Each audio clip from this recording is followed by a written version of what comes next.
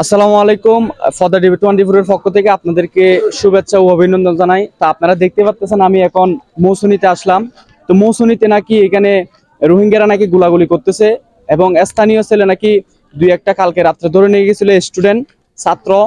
তো এটার কারণে কিন্তু তারা বিক্ষোভ মিছিল নিয়ে মাঠে নেমে গেছেন এবং রাস্তাগুলো ব্লক করে দিয়েছেন, আপনারা দেখতে পাচ্ছেন। তো এখন আমরা তাদের থেকে জিজ্ঞাসা করবো আসলে সমস্যাটা কি হয়েছে এখানে এবং তারা কেন মিছিলগুলা করতেছে, তারা কেন রাস্তাগুলা ব্লক করছে সেগুলা। ঠিক আছে, আসেন দেখতে পাচ্ছেন আপনারা, তারা কিন্তু অলরেডি রাস্তা কিন্তু ব্লক করে রাখছে। ভাইজান আসসালামু আলাইকুম, ভালো আছেন? আলহামদুলিল্লাহ। তো ভাইয়া এখানে আসলে সমস্যাটা কি হয়েছিল যে এখানে আপনারা যে বিক্ষোভ মিছিলগুলা করতেছেন কি কারণে? রোহিঙ্গারা কি করছে আপনাদের সাথে? অপহরণ করছে। বাংলাদেশের 7 জন স্থানীয়, প্রায় 4 জন নিয়ে গেছে। জুড়ে বলেন আর একটু। আমাদের বাংলাদেশের স্থানীয় 7 জন কালকে নিয়ে গেছে ওরা। আচ্ছা আচ্ছা, তারপরে এই জন্য আর কি বিক্ষোভ মিছিলটা হচ্ছে। এখানে ভিতরে নাকি গোলাগুলি করছিল আপনাদের? সকালে আমরা ভিতরে গেছিলাম, হ্যাঁ, গিয়ে মানে একজনকে ছেড়ে দিছে। আচ্ছা, তারপর 5 লক্ষ টাকা নিছে, 5 লক্ষ টাকা মুক্তিপণ দাবি করছে, নিয়ে ফেলছে। আচ্ছা আচ্ছা আচ্ছা, ওটা আমরা ফেরত চাওয়াতেই ওরা গুলি করছে আমাদের ডাকাতরা। তো রোহিঙ্গারা নাকি সাধারণ যে রোহিঙ্গা আছে এগুলো নাকি সবাই একজুট হয়ে বর্তমানে ডাকাত আর রোহিঙ্গা সবাই একজুট হয়ে আমাদেরকে ইয়া করতেছে, একজুট হয়েছে। তো ধন্যবাদ। তো দেখতে পাচ্ছেন আপনারা ওনার কথা শুনছেন, মানে রোহিঙ্গারা নাকি একসাথে যোগ দিয়ে তাদের বাঙালিদের উপর নাকি ক্ষতি করার চেষ্টা করতেছে, বাঙালি মানুষের জুলুম করার চেষ্টা করতেছে। হ্যাঁ ভাইয়া বলেন। স্টুডেন্টদের ধরে ধরে নিয়ে যাচ্ছে এবং কি এখানে গরিব ধনী কেউ চাচ্ছে না। হ্যাঁ, সবাইকে ধরে নিয়ে গিয়ে চাঁদা দাবি করতেছে। নাই, ওনার থেকে টাকা নাই, বাজার থেকে টাকা তুলে তুলে কি ওদের কাছ থেকে সারাই আনতে হয়, এই অবস্থা এখন এখানে। মানে মাগরিবের পরে হলে এখানে আর লোক বের হতে চায় না, ভয়ে বের হয় না। 5 লক্ষ টাকা 10 লক্ষ টাকা কোথেকে দিবে? এই জন্য মানে আমরা এখন কি আছি, ভয়ে আছি। আর কালকেও যে ঘটনাটা করছে এলাকার লোকদের নিয়ে গেছে, এর পরবর্তী কি করতে হচ্ছে আমাদের? এর পরবর্তী আমাদের এখন আন্দোলন করতে হচ্ছে। এখন প্রশাসনের সামনে এসে, পুলিশের সামনে এসে, বিবিএম এর সামনে এসে ওরা কি গুলি করতেছে আমাদেরকে। তারপর আমাদেরকে সেনাবাহিনী নির্দেশ দেয় কি আপনারা রোড ব্লক করেন, এরপরে আমরা রোড ব্লক দিছি।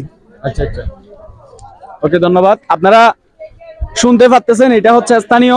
তো ওনাদের নাকি মাগরিবের পর থেকে এখানে বাইরে হওয়া নিষেধ এবং তারা নাকি মাগরিবের পর থেকে বাইরে হতে পারে না, কারণ তাদের বই রোহিঙ্গাদের বই। আসলে ভাই আমরা এটা কল্পনা করি নাই, আমরা স্বাধীন বাংলাদেশের সাথে থাকি। আমরা যেখানে প্রধানমন্ত্রী আমরা পরিবর্তন করতে পারছি সেখানে এইসব রোহিঙ্গাদেরকে আমরা এই বাংলাদেশ থেকে তাড়ানো আমাদের 1 মিনিটের কোনো বিষয় না।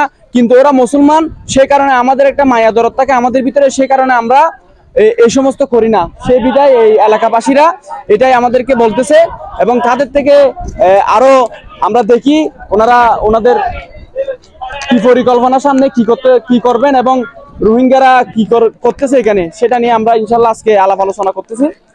তো দেখতে পাচ্ছেন এখানে কিন্তু অলরেডি রাস্তা কিন্তু তারা ব্লক করে দিছে, আগুন লাগাই দিছে এবং এই পাশে হচ্ছে টেকনাফ থেকে এদিকে আসতে পারতেছে না, এদিক থেকে নীলা বা এদিকে কক্সবাজারের দিকে যাইতে পারতেছে না, একদম ব্লক করে রাখছে। কারণ রোহিঙ্গারা নাকি বেশি নির্যাতন করতেছে তাদেরকে। তো যে জায়গার মধ্যে ভাই আমাদের দেশে এসে আমাদের দেশের মানুষকে গুলি চালাচ্ছে, এটা ভাই একটা খারাপ বিষয়। এগুলো কিন্তু আমরা মানে গিয়া করি না, সরকারের প্রতি দৃষ্টি আকর্ষণ করতেছি। আপনারা এই বিষয়টা একটু দেখেন ভাই, এভাবে করলে আমাদের এলাকার জনগণরা যদি এভাবে নির্যাতিত হয় রোহিঙ্গাদের হাতে, তাহলে তো হবে না।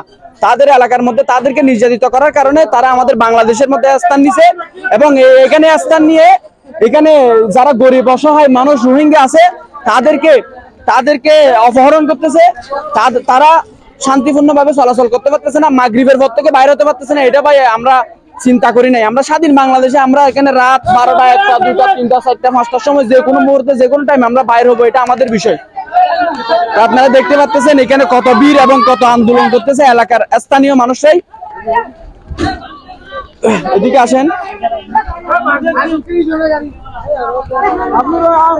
দেখেন এখানে তারা ব্লক করে, যারা ইমার্জেন্সি যে গাড়িগুলো আছে এবং স্থানীয় বাঙালিদের যে গাড়িগুলো আছে এইগুলা একটু তুলে দিচ্ছে। তো আরেকটা মুরব্বী একটু আগে বলছিল স্থানীয় এখানে রোহিঙ্গারা নাকি তাদের এই যে গাড়ি চালাচ্ছে, ব্যবসা প্রতিষ্ঠান করতেছে এবং স্থানীয় যারা আছে তারা কিন্তু কিছু করতে পারতেছে না। এখানে ভিতরে যারা স্থানীয়, ভিতরে অনেক স্থানীয় আছে, স্থানীয়দের ভিতরে বিভিন্ন এনজিও সংস্থারা এসে এগুলা ভাড়া করে কিন্তু তাদেরকে ওখানে রাখতে হয়। ঠিক আছে, তা আপনারা দেখতে পাচ্ছেন এখানে কত বিক্ষোভ মিছিল করতেছে স্থানীয়রা।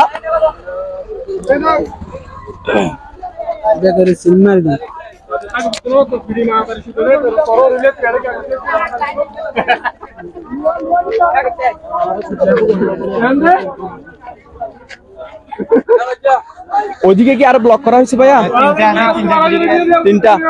আচ্ছা আমরা ওইদিকে একটু দেখাই, আপনাদেরকে দেখাই। আসলে ভাই আমরা এগুলা চিন্তা করে নাই আমাদেরকে রোহিঙ্গারা এরকম করবে সেটা।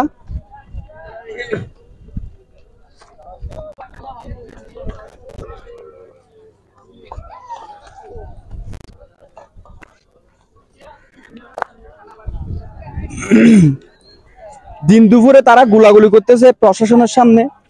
হ্যাঁ, তো আর্মি নাকি বলছে, আর্মির সদস্যরা নাকি সৈনিকরা নাকি বলছে এরকম রাস্তা ব্লক করতে, বিক্ষোভ মিছিল করতে। আসলে ভাই বলতে গেলে এই এলাকাটা এত নিরাপত্তা না, এই এলাকাটা এত নিরাপত্তা না। এখানে দিন দুপুরে বাইর হতে পারতেছে না, এটা হচ্ছে বড় একটা বিষয় ভাই। রোহিঙ্গারা বাইর হতে পারবে না, কিন্তু আমাদের বাঙালি তো বাইর হতে পারবে। হ্যাঁ, এটা যেহেতু আমাদের দেশ, এটা যেহেতু আমাদের স্বাধীন দেশ, সেহেতু আমরা বাইর হবো যে কোনো সময় যে কোনো টাইমে, কিন্তু রোহিঙ্গারা যে কোনো টাইমে বাইর হতে পারবে না।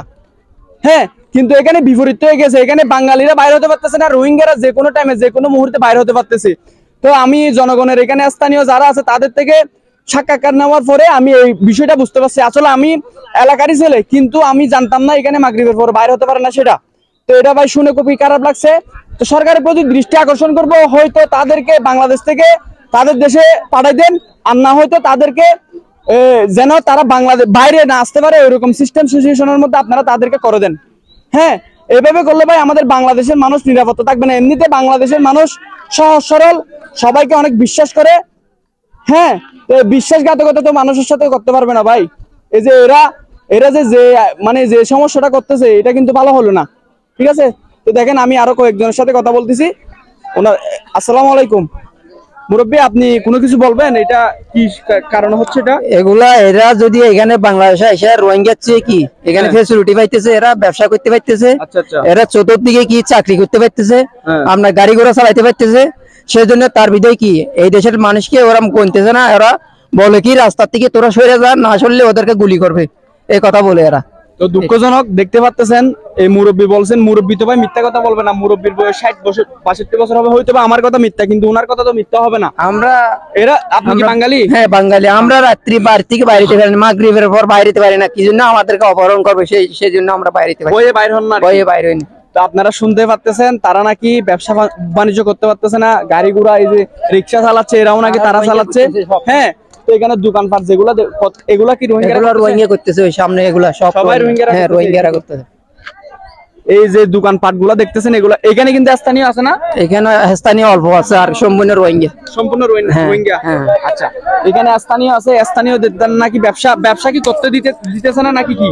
ওরা করতেছে, এরা এদেরকে নিষেধ করলে প্রশাসনে বাধা দিতেছে, আপনার এনজিও বাধা দিতেছে, সেজন্য আমরা এখানে নিষেধ করতে পারতেছি না। এরা সম্পূর্ণ ব্যবসা এদের করতেছে। আপনারা দেখতে পাচ্ছেন এখানে নাকি স্থানীয়রা যদি বাংলাদেশে ভাই, বাংলাদেশের মধ্যে যদি আমাদের বাঙালিরা যদি দোকান না করতে পারে, তাহলে ভাই কোন দেশে গিয়ে তারা ব্যবসা বাণিজ্য করবে? এই যে রোহিঙ্গাদের কারণে পুলিশ প্রশাসন কি আপনাদের বাধা দিচ্ছে? হ্যাঁ, বাধা দিতেছে এরাও, পুলিশ প্রশাসনরাও নাকি বাধা দিচ্ছে। এগুলো ভাই দুঃখজনক। পুলিশ প্রশাসন কি রোহিঙ্গার? পুলিশ প্রশাসন আমাদের বাংলাদেশেরই। পুলিশ প্রশাসনরা এই কাজ করতে পারেন, এটা আমি মানতে পারলাম না ভাই। হ্যাঁ, এখানে যে দোকানপাট গুলা করতেছে বড় বড় এই পাশে, হ্যাঁ, এই দোকানপাট গুলা নাকি রোহিঙ্গারা করতেছে, বাঙালিদের নাকি করতে দিচ্ছে না এই দোকানপাট গুলা। আর এনজিও সংস্থার চাকরি করতেছে নাকি রোহিঙ্গারা বাংলাদেশে। আসলে আমি জানি ভাই, এখানে যারা এনজিওতে চাকরি করতেছে, যারা বড় বড় পদের মধ্যে আছে, তারা হচ্ছে তাদের ভাই ব্রাদার আত্মীয় স্বজন তাদেরকে জয়েন করা। আমাদের স্থানীয় যারা ছেলেবেলে আছে, এই ছেলেবেলেদেরকে তারা চাকরি দেয় না। তাদের চাকরির বিনিময়ে তারা ঘুষ খুঁজে, টাকা খুঁজে, বলে যে 5 লাখ টাকা দে, তারপর তোকে আমি চাকরি দিব। এই কারণে আমাদের এলাকার ছেলেরা বেকার আছে অনেক। 100% থেকে 95% ছেলে কিন্তু বেকার। এই বেকারত্ব তারা তো ভাই চুরি করতে পারবে না। এই যে তারা বেকারত্বের কারণে কিন্তু তারা কি করে, ইয়াবার সাথে জড়িত হয়ে যায়, খারাপ একটা ব্যবসার সাথে তারা জড়িত হয়ে যায়। কারণ তাদের একটা দোকান করতে পারতেছে না, তারা একটা চাকরি করতে পারতেছে না। হ্যাঁ, স্থানীয় ছেলে হয়ে তারা রোহিঙ্গারা চাকরি করতেছে, রোহিঙ্গারা ব্যবসা করতেছে। স্থানীয় যারা মেধাবী ছেলে আছে তারা কিন্তু কিচ্ছু করতে পারতেছে না। লাস্ট লেভেল গিয়ে তারা ইয়াবার সাথে জড়িত হয়ে যাচ্ছে নাকি না মুরব্বী? হ্যাঁ, তা আপনাদের যে ছেলেপিলেগুলো আছে এগুলো ধরেন আপনারা পড়াশোনা করেছেন, ওরা বসা হ্যাঁ পড়াশোনা করে তারা তো ভাই আর চুরি করতে পারবে না, ডাকাতি করতে পারবে না, সেটা আমার পক্ষ থেকে বলতেছি। তারা ইয়াবার সাথে জড়িত হয়ে যাচ্ছে, কিছু করার নাই। এই যে রোহিঙ্গারা ইয়াবা করতেছে, ইয়াবা গুলা কোথা থেকে আসতেছে আপনারা তো জানেন। ওই যে মায়ানমার থেকে কিন্তু ইয়াবা গুলো আসতেছে, মায়ানমার থেকে কিন্তু পাচার হচ্ছে, কোটি কোটি টাকা কিন্তু তারা পাচার করতেছে। হ্যাঁ, হারাম ভাবে, সরকার বিরোধী ভাবে, হ্যাঁ অবৈধ ভাবে তারা কিন্তু কোটি কোটি টাকার মালিক হয়ে যাচ্ছে। এই সমস্ত ইয়াবা করে তারা কোটি কোটি টাকার মালিক হয়ে যাচ্ছে। তো আমি এই সমস্ত নিন্দা জানাই এবং সরকারের প্রতি দৃষ্টি আকর্ষণ করব, আপনারা একটু বিষয়গুলো দেখেন। এই সমস্ত এগুলো ভাই আমরা মেনে নিতে পারবো না। যদি আমরা জনগণ যদি জাগি, হ্যাঁ যদি আমরা জনগণ যদি জাগি, তাহলে তারা 1 মিনিটও এখানে টিকতে পারবে না, 1 মিনিটও তারা টিকতে পারবে না। যে জায়গার মধ্যে আমরা প্রধানমন্ত্রীকে আমাদের বাংলাদেশ থেকে আমরা ছাত্র আন্দোলন করে বাংলাদেশ থেকে আমরা তাড়াইছি, সেই জায়গার মধ্যে এই সমস্ত রোহিঙ্গা তাড়ানো আমাদের কোনো বিষয় না, আমাদের পক্ষে একদম পানির মতো। তো আশা করি সবাই বুঝতে পারছেন। ভিডিওটা বেশি বেশি শেয়ার করে দেন, জানিয়ে দেন, প্রতিবাদ নিন্দা জানান এবং সরকারকে আবারও দৃষ্টি আকর্ষণ করতেছি, আপনারা বিষয়গুলো একটু দেখেন। তো সবাই ভালো থাকবেন, সুস্থ থাকবেন, আল্লাহ হাফেজ, আসসালামু আলাইকুম।